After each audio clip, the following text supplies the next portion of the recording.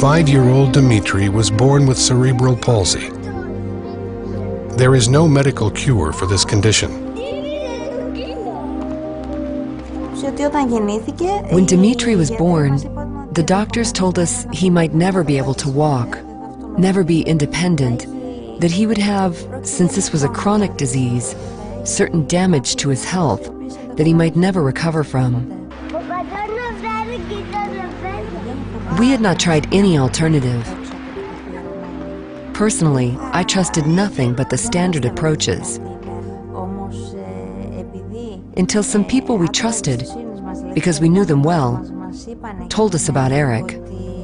We think of healing as getting up out of wheelchairs, vision returning, hearing returning, cancers disappearing, all sorts of things. And these things happen. They happen. The idea initially was just to attend a seminar that might show us some ways to help Dimitri as a family.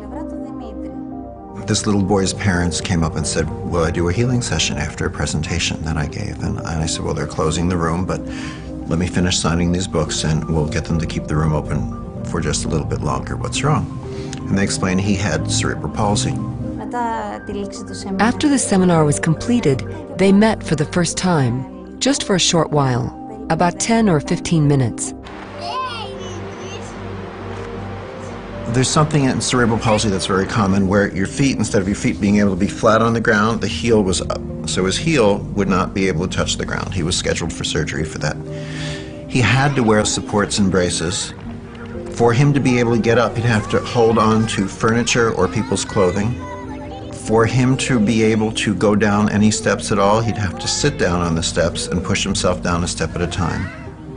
And to go up, he'd have to crawl on his hands and knees.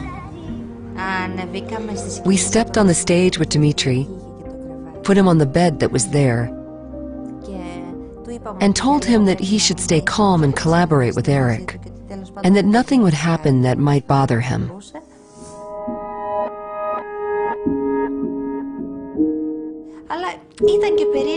It was strange for us to think that this man was trying to heal him using his hands, and yet without actually touching him.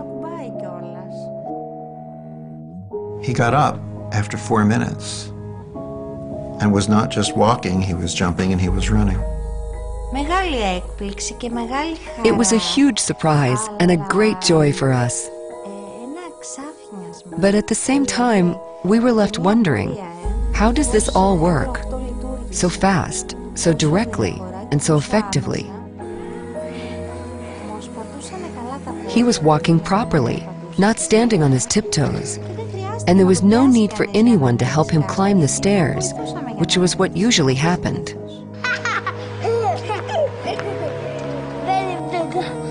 Other children may naturally walk up and down the stairs every day. But Dimitri was unable to do this, so accomplishing such things is very important for him. They brought him back down for another session. He had one hand that was closed. I didn't know. He looked at me in Greek. He said, look, I can open my hand. He was just 5. He said, it doesn't hurt anymore. He said, look, I can hold a glass and drink by myself. Now his fist is open. It is relaxed and cooperates with the left hand much better, which is very helpful.